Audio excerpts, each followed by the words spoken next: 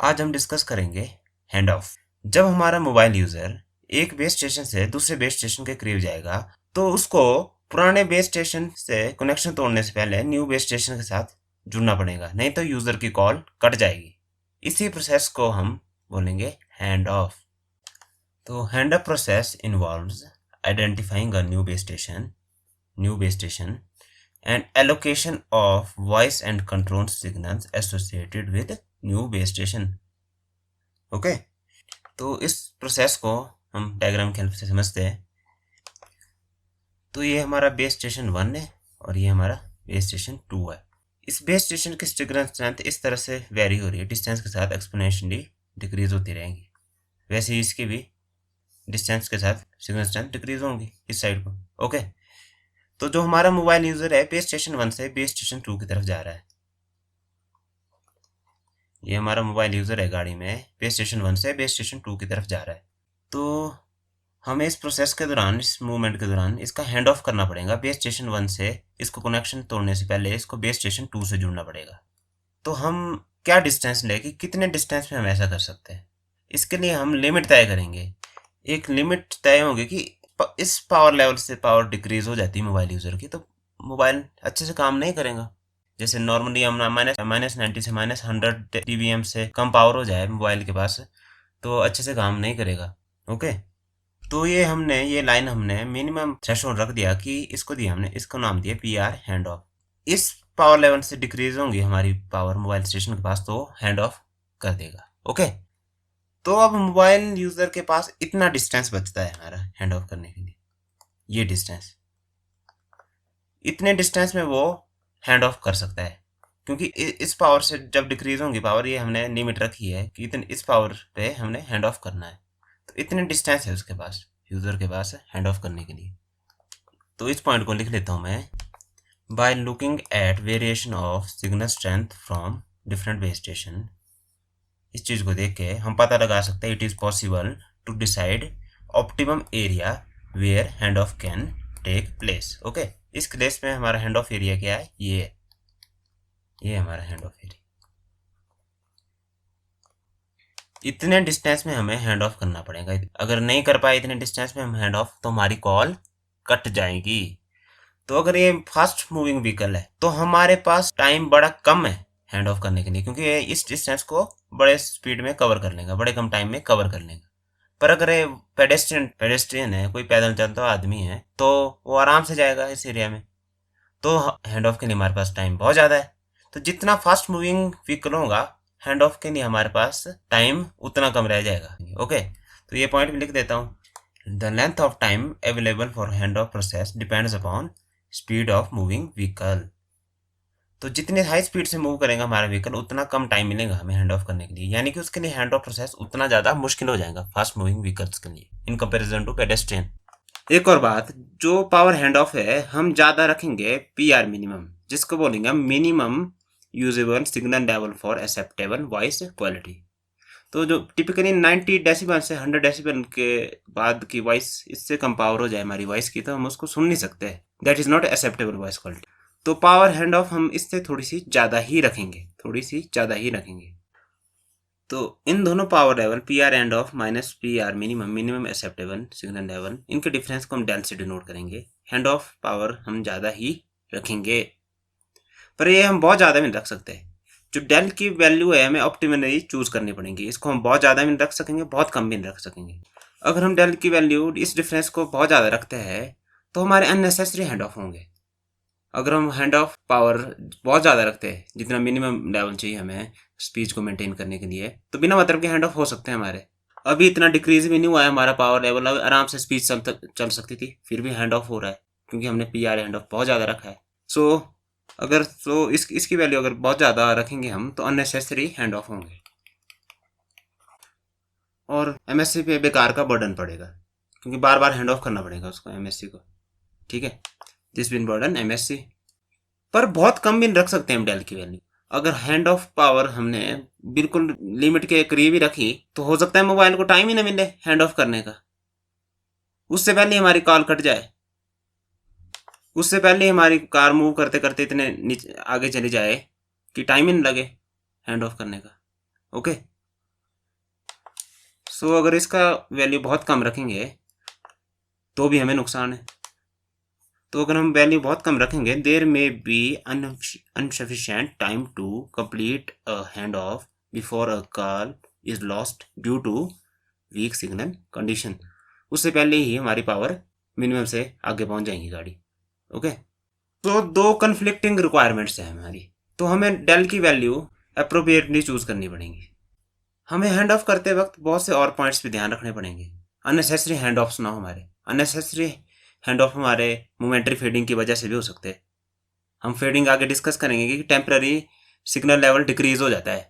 हमारा user actually move नहीं कर रहा है, कहीं नहीं, वहीं पे है, लेकिन टेम्पररी उसका सिग्नल डिक्रीज हो जाता है ड्यू टू फेडिंग। तो उस कारण हैंड ऑफ ना हो, ये भी हमें ध्यान रखना पड़ेगा। तो इस पॉइंट को लिख देता हूं मैं। In deciding when to hand off, it is important to ensure that drop in measured signal level is not due to momentary fading। Okay, तो इस चीज के लिए क्या करेंगे, हमारा बेस स्टेशन थोड़ी देर के लिए मॉनिटर करेगा सिग्नल लेवल को बिफोर इनिशिएटिंग हैंड ऑफ। थोड़ी देर के लिए देखता रहेगा, ऐसा नहीं कि एकदम से हैंड ऑफ करेगा। अगर पावर लेवल डिक्रीज हो गया, थोड़ा टाइम देगा। तो हमारा बेस स्टेशन, जिसको हम टावर भी बोलते हैं, monitors signal level for certain period of time before initiating hand of. Okay, तो कितने टाइम के लिए मॉनिटर करना है हमें signal before initiating hand of, ये भी बहुत से फैक्टर्स पे डिपेंड करेगा। अब हमारी व्हीकल है, अगर बहुत हाई स्पीड से मूव कर रही है तो हमारे पास टाइम बहुत कम है हैंड ऑफ करने के लिए। अगर लो स्पीड से जा रही है तो हमारे पास टाइम ज़्यादा है।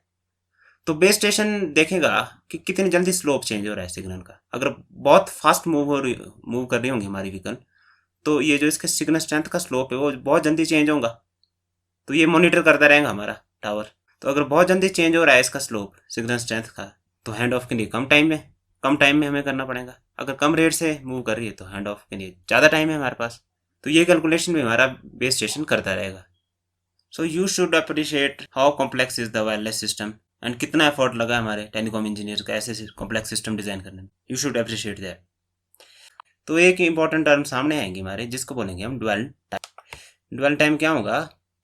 Time over which a call may be maintained within a cell without hand off. ऐसा टाइम जिसमें हम कॉल मेंटेन रख सकते हैं विदाउट हैंड ऑफ।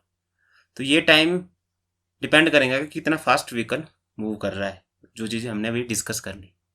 एक और इम्पॉर्टेंट बात है कि हमें हैंड ऑफ को प्रायोरिटाइज करना पड़ेगा ओवर कॉल इनिशिएशन रिक्वेस्ट। क्यों? अब आप बात कर रहे हैं और बीच में आपका बात कट जाए, ये ज़्यादा फ्रस्ट्रेटिंग है। अगर आपकी नई कॉल नई भी लग रही है, वो इतना फ्रस्ट्रेटिंग नहीं जितना आप कॉल कर रहे हैं और बीच में कट गई। Most of the user will find that more frustrating कि बीच में आपकी कॉल कट जाए। So we need to prioritise hand off request over call initiation request. Okay, तो बहुत से तरीके हैं हैंड ऑफ रिक्वेस्ट को प्रायोरिटाइज करने के। एक तरीका है गार्ड चैनल कंसेप्ट है एक हमारा। गार्ड चैनल कंसेप्ट में क्या होगा कि कुछ चैनल्स, जो टोटल अवेलेबल चैनल है हमारे पास, उसमें से कुछ चैनल हम हैंड ऑफ के रिक्वेस्ट के लिए रख देंगे रिजर्व। उन चैनल का काम यही होगा कि नेबरिंग सेल से कोई अगर हैंड ऑफ रिक्वेस्ट करता है तो वो चैनल एकदम से उनको अलॉट हो जाए। तो कुछ चैनल हम रिजर्व कर देंगे। Okay, fraction of total available channels will be reserve for hand off request. कुछ चैनल रिजर्व कर देंगे हम हैंड ऑफ रिक्वेस्ट के लिए। पर ऐसा करने से ना हमारी ट्रैफिक कैरिंग कैपेसिटी कम हो जाएगी, क्योंकि कुछ चैनल हमने रिजर्व कर दिए तो वो यूज़ नहीं हो रहे ट्रैफिक कैरी करने के लिए। ये नुकसान भी है इस चीज़ का। ओके, तो it reduces the total traffic carrying capacity. तो एक दूसरा तरीका ये भी है हमारे पास, queuing of hand off request. इस मेथड में क्या करेंगे हम, एक क्विक बना देंगे हम हैंड ऑफ रिक्वेस्ट की। एक क्विक कतार बना देंगे हम हैंड ऑफ रिक्वेस्ट की। ऐसा कैसे पॉसिबल है? क्विक बनाना पॉसिबल इसलिए है क्योंकि हमने जो पावर हैंड ऑफ है थोड़ी सी ज़्यादा रखी है हमने मिनिमम पावर लिमिट से। ठीक है, तो सफिशिएंट टाइम है हमें, जब तक पावर लेवल हमारा इतना डिक्रीज नहीं होता मिनिमम लिमिट से, तब तक हम कतार में रख सकते हैं डिफरेंट हैंड ऑफ रिक्वेस्ट की। अगर बहुत सारे मोबाइल यूज़र हैंड ऑफ की रिक्वेस्ट भेज रहे हैं तो एक फ़ायदा ये भी हुआ हमारे पास थोड़ा ज़्यादा रखने का, पावर हैंड ऑफ रखने का, कि अब हम कतार बना सकते हैं हम हैंड ऑफ रिक्वेस्ट की। ओके, बहुत सारे यूज़र अगर हैंड ऑफ रिक्वेस्ट दे रहे हैं तो एक क्विक बना सकते हैं हम। और ये जो साइज ऑफ क्विक है ना, ये ट्रैफिक पैटर्न पे डिपेंड करेगा। किसी एरिया में ट्रैफिक कितना है उस पर डिपेंड करेगा। तो डिफरेंट एरियाज के लिए हम different size of quick decide कर सकते हैं. It will depend upon traffic pattern of that area. Size of quick will depend upon traffic pattern of given area. Okay, तो ये तरीके है जिससे हम हैंड ऑफ रिक्वेस्ट को प्रायोरिटाइज कर सकते हैं कॉल इनिशिएशन रिक्वेस्ट पे, क्योंकि बीच में कॉल का कटना ज़्यादा फ्रस्ट्रेटिंग है, नई कॉल चाहे ना भी लगे.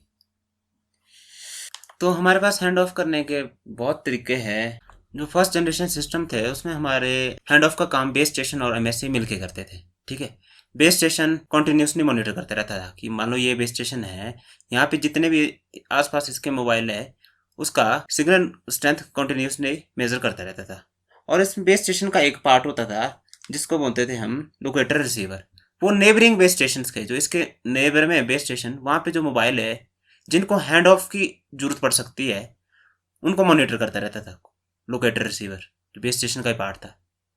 तो लोकेटर रिसीवर एमएससी को ये डाटा भेजता रहता था बार बार सैंपल कर करके कि हाँ जी ये मोबाइल करीब आ रहे हैं मेरे, अब इनको हैंड ऑफ की जरूरत पड़ सकती है. ओके, ऐसा होता था फर्स्ट 1G सिस्टम में. तो इन पॉइंट्स को लिख लेते हैं हम. तो signal strength measure were made by base station and supervised by MSC. Okay, तो जो हमारा लोकेटर रिसीवर होता था वो क्या करता था, बार बार सैंपल करता रहता था वो नेबरिंग सेल में जितने भी मोबाइल स्टेशन है जिनको जरूरत पड़ सकती है हैंड ऑफ की. ओके, तो locator receiver determines signal strength of mobile users in neighbouring cell. ये लोकेटर रिसीवर बेस स्टेशन का ही पार्ट होता था और एमएससी से जुड़ा होता था. तो एमएससी डिसाइड करता था इसके डाटा के बेस पे, जो डाटा भेजता था एमएससी को कि किया जाए हैंड ऑफ की नहीं.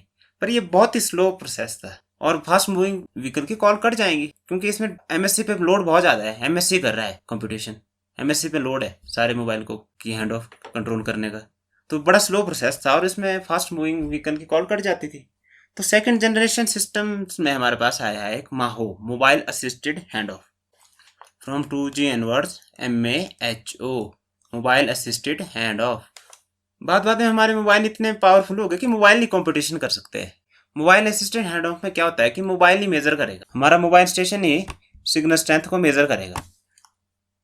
वो डिसाइड करेगा एक टाइम पे अगर दो बेस स्टेशन के सिग्नल पहुंच रहे उसको, तो डिसाइड करेगा कि किसका ज़्यादा है और सर्टेन टाइम तक मेजर करते रहेगा, थोड़े टाइम तक मेजर करते रहेगा. उसके बाद जिस टावर की स्ट्रेंथ ज़्यादा होगी उससे कनेक्ट हो जाएगा. तो फर्स्ट जनरेशन के टाइम में हमारे मोबाइल इतने पावरफुल नहीं थे, इतनी माइक्रो प्रोसेसर की कैपेबिलिटी नहीं थी, लेकिन बाद में इतनी कैपेबिलिटी आ गई. अब मोबाइल खुद डिसाइड कर रहा है कि किस बेस स्टेशन से मेरे को जुड़ना है. वो खुद उसमें कैलकुलेशन हो रही है कि किस बेस स्टेशन की सिग्नल स्ट्रेंथ ज़्यादा है. ठीक है, तो वही है मोबाइल असिस्टेंट हैंड ऑफ. तो एमआओ से क्या हुआ, लोड डिक्रीज हो गया एमएससी पे, लोड डिक्रीज ऑन एमएससी और हमारी हैंड ऑफ प्रोसेस फास्ट होगी. अब फास्ट मूविंग व्हीकल में भी हैंड ऑफ आराम से हो सकती है क्योंकि एमएससी नहीं कर रही पूरी कंपटीशन. ओके, तो हैंड ऑफ बिकम फास्टर. तो अब लास्ट में एक पॉइंट और डिस्कस कर लेते हैं हम सीडीएमए सिस्टम में. सीडीएमए सिस्टम में एक कंसेप्ट आता है हमारे पास सॉफ्ट हैंड ऑफ का, वो डिस्कस कर लेते हैं. सीडीएमए में सारे मोबाइल शेयर करते हैं same channel in every cells, code का डिफरेंस होता है. तो सीडीएमए के केस में हैंड ऑफ का मतलब ये नहीं है कि कोई फिजिकल चेंज आ रहा है इन असाइंड चैनल. सीडीएमए के केस में हैंड ऑफ का मतलब है कि डिफरेंट बेस स्टेशन हैंडल करेंगे आप उस रेडियो कम्युनिकेशन टास्क को. In CDMA hand off does not means physical change in assigned channels, क्योंकि सभी सेम चैनल यूज कर रहे हैं, कोड का डिफरेंस है. तो सीडीएमए के केस में hand of means that different base station handle that radio communication task. Okay, कोई फिजिकल चेंज नहीं आ रहा है चैनल में, इस चीज को समझते हैं. सीडीएमए के केस में बेसिकली होगा क्या कि हमारा मोबाइल स्टेशन कहीं भी मान लो तो डिफरेंट बेस स्टेशन को पहुंच रहा होगा हमारे मोबाइल का सिग्नल, और वो सभी बेस स्टेशन एमएससी से जुड़े होंगे. तो एमएससी सॉफ्ट डिसीजन ले सकता है कौन सा वर्जन बेस्ट है, कि इस बेस स्टेशन को बेस्ट सिग्नल पहुंच रहा है, इसको बेस्ट पहुंच रहा है, और उस बेस्ट वर्जन को आगे फॉरवर्ड कर सकता है. तो यही होगा सीडीएमए में. ओके, कोई फिजिकल चेंज नहीं आएगा चैनल में. ओके, इसी चीज को हम सॉफ्ट हैंड ऑफ बोलते हैं. बाकी सिस्टम्स में हार्ड हैंड ऑफ होता है, सीडीएमए केस में सॉफ्ट हैंड ऑफ होगा क्योंकि फिजिकल चेंज नहीं आएगा चैनल में, सारे सेंस में सेम चैनल होंगे सीडीएमए केस में. ओके, जिस बेस स्टेशन को बेस्ट सिग्नल पहुंच रहा होगा वो आगे फॉरवर्ड करेंगे एमएससी उसके सिग्नल को. तो सॉफ्ट डिसीजन ले सकता है एक हमारा एमएससी सीडीएमए के केस में. सो इन CDM में MSC make a soft decision on which version of user signal is best, किस बेस स्टेशन को बेस्ट सिग्नल पहुंच रहा है और उसी को आगे फॉरवर्ड कर देगा। इसी को बोलेंगे हम सॉफ्ट हैंड ऑफ। ओके, तो आई होप आज का लेक्चर आपको अच्छा लगा हो। Meet you in next lecture.